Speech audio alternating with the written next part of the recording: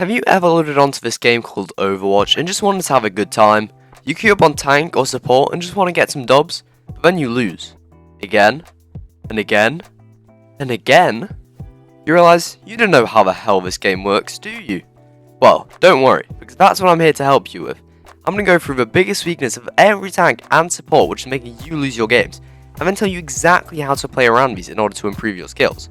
But even you DPS mains will want to stay, as this info will not only help you exploit the enemy, but also better understand how to play around your teammates. Let's get into it. First off, we have Sigma, and this old, crazy scientist really has an issue against close range characters, and therefore has to focus heavily on his positioning. Due to his lack of movement, despite his survivability options such as kinetic grasp, if he gets caught in a tight spot it can be fatal. And against a close range hero such as Ramattra, who completely ignores his shield and grasp when pummeling you, this becomes all the more crucial. This is exactly why you're going to want to be playing at long range, and specifically on high ground with this character. This will allow you to bully the enemy with your high damage AoE orbs without having to worry about being charged at and wiped out.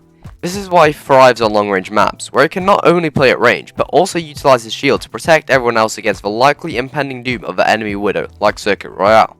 Next we have Orisa, someone who I have compared to Sigma in the past based on their ability to tank damage, yet their weaknesses aren't even remotely similar. Whereas Sigma is threatened at close range, Orisa thrives, and whilst he excels at protecting his team, that is where Orisa starts lacking.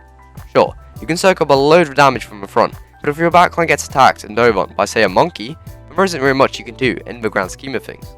In most situations, you may be able to appeal for your team with a well placed javelin, or by forcing them away with a spear spin, but otherwise another option is to attack the other team's supports. If you end up trading backlines, then that is a lot better than your team dying without a response, and since you can tank some decent damage, you may be able to win the battle in the aftermath. But do be warned, going for the enemy team, especially alone, isn't always a good idea.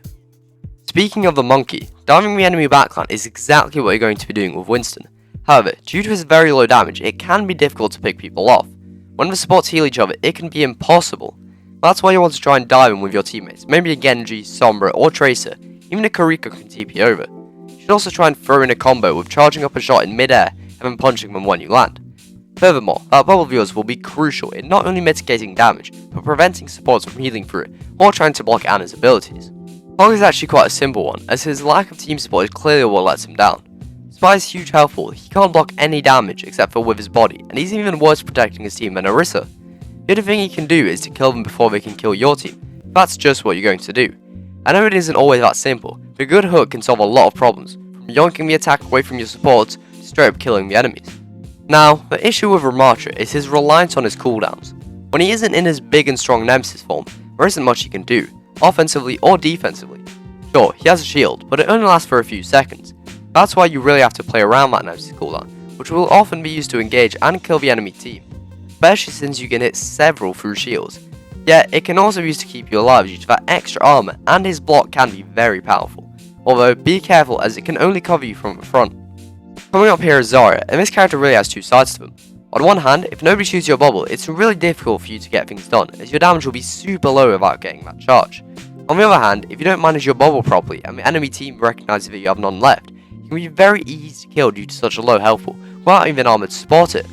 That's why you have to play around those, and you can use them at the start of a fight to get some charge whilst you still no cover. Further into a battle, you want to save them, in case you need to keep either yourself or your teammates alive.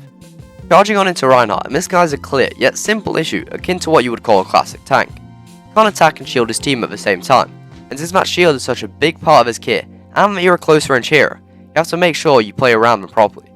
At times you'll be using that shield to protect your team, but often you're going to want to use it when taking space or maybe pushing down chokes. And right now you want to utilise cover and corners in order to get as close as possible without taking much damage or expending your shield too much, so that then you have it available in case you end up in a bad spot. By the way, I hope you guys are enjoying the video so far. If you are, go and earth shatter that like button so that this information can get spread to more people, so that maybe your teammates are just that little bit less useless. Wow, that was fast. I guess your teammates are just that bad. Or you're a fan of the next hero, Wrecking Ball. Now, with Ball, the problem is that it's very difficult for you to protect your team, unlike Ryan. Usually you'll be rolling around the back of the enemy, trying to disrupt their team from the sides. This means that your team will be vulnerable to getting attacked. If that engage is too slow, or the enemy gets one lucky pick and pushes in, it's all over for the rest of your team.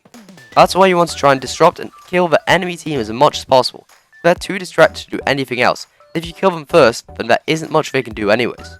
Jungle Queen is a tricky one, but I have to say that the main thing is that you just have to hit your abilities consistently to get value. Okay, I can see how that may just be a skill issue, but hear me out.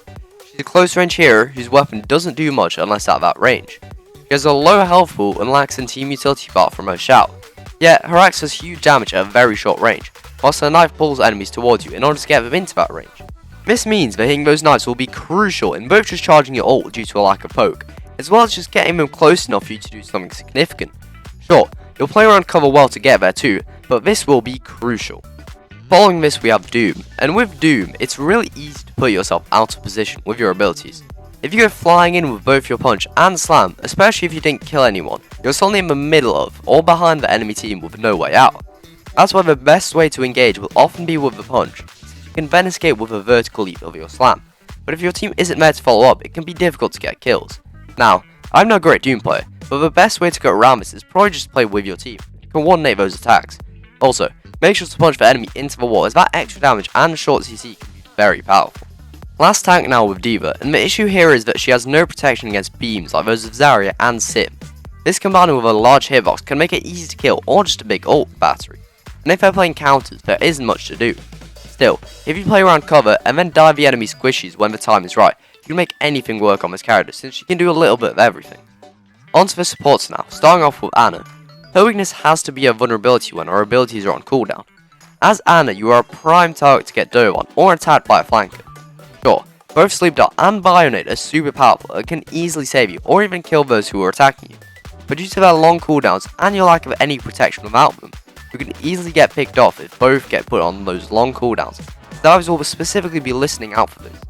This is why you don't want to use both in quick succession unless necessary, or if a situation arises. And you especially don't want to go wasting your sleep unless you know that you'll be safe until it comes back online. Next we have Baptsiste, and he is kind of similar to Ana in that his abilities are very powerful but have extremely long cooldowns. Genesis burst is 15 seconds and Immo Field is a huge 25. This means that you must manage them properly and not waste them, saving especially that immortality field for a crucial moment. Luckily, unlike Ana, he isn't so vulnerable to getting dove on thanks to his exo boost, so you can be more focused on protecting your team with your abilities. Riggs is kind of obvious, as of course she'll lack in range when a flail is her only weapon. Her repair packs do have some distance on them, so that's nice, but her main source of healing will be from that Inspire. Of course, you have your whip shot, but in general that lack of range will be frustrating, as it will be difficult to do much for your team at times, and less experienced players will get dragged too close to the enemy, just to then be taken out. Therefore, you should stay with your team, providing those repair packs and keeping Inspire up as much as possible with the whip shot without playing too aggro. Now, Kiriko is a great support in basically every category, so it's difficult to isolate a weakness in her kit. She has high mobility, decent healing, killing potential, as well as the powerful Suzu, and a good ult. However, the main thing that will be costing you on this hero is wasting your Suzu, but also waiting too long to use it. It isn't on that huge immortality field level of cooldown, but that 14 seconds is still a decent time, and since it is such a huge part of your kit, you want to make sure that you're getting the maximum value out of it, rather than just randomly using it to heal a teammate. On the flip side, if you're too careful with it and don't use it enough, or wait too long to use it on a dying teammate, it can be catastrophic. Keep in mind that it is a projectile, so even when throwing it at your feet, it takes a moment before activating. Okay, I know that the best part about Lucio's kit is the speed boost. However, this means that if you have to isolate one thing, it will be his low healing. Of course, he is a support and not a healer specifically, but you are still going to want to be healing your team sometimes, and that absurdly slow rate can make you feel weak. However, luckily this shouldn't be an issue too often, as if you can speed your team out of danger, then your other support should have time to heal them. Zen is very vulnerable to being attacked and flanked, as he has a lack of utility or movement to protect himself with. Sure, you can kick someone, but that won't do much. Therefore, your best option is simply to kill them before they can kill you, which is doable with good aim or a bit of luck, due to his high damage output. However, unless you're really good, this won't always work, especially due to how easy it is to kill Zen with his large hitbox, so be careful. With Mercy, the problem is really her reliance on teammates. The most reliable way to win in this game is to play well and try to consistently carry your own weight, but also try to carry your team when they can't. However, since Mercy by definition is such a supportive hero, and the best part of her kit is damage boost, she ends up relying even more than other characters on whether or not your teammates, especially at hit scan DPS like Sojourn or Ashe, are competent enough. But even then, if you just stay alive for as long as possible and divide your time between damage boost and healing efficiently, you will still win most of your games. Finally on to our last character with Moira. This is a character who can output huge numbers in terms of both damage and healing without much skill or effort. So what is her weakness? Well, That's all she can really do. Unlike basically every other support, she can't do much else except for damage and healing. She has no speed boost, or anti-nade, or immo field, and so especially at higher ranks where her stats can be equalized or surpassed by mechanical skill, she will tend to opt for supports with better utility. This doesn't mean you can't make it work, but just keep it in mind. Well, that concludes this video, but you aren't quite done yet, are you? You still need a little bit more info before going into your next game. That's why I would recommend checking out the biggest weakness of every DPS in the game, so that maybe you can better understand how characters in that role work too. Otherwise, feel free to look into the best part about every tank and support. The production quality may not be as high as I made those videos a while ago, but I guarantee that information will still be of great use to you. See you next time!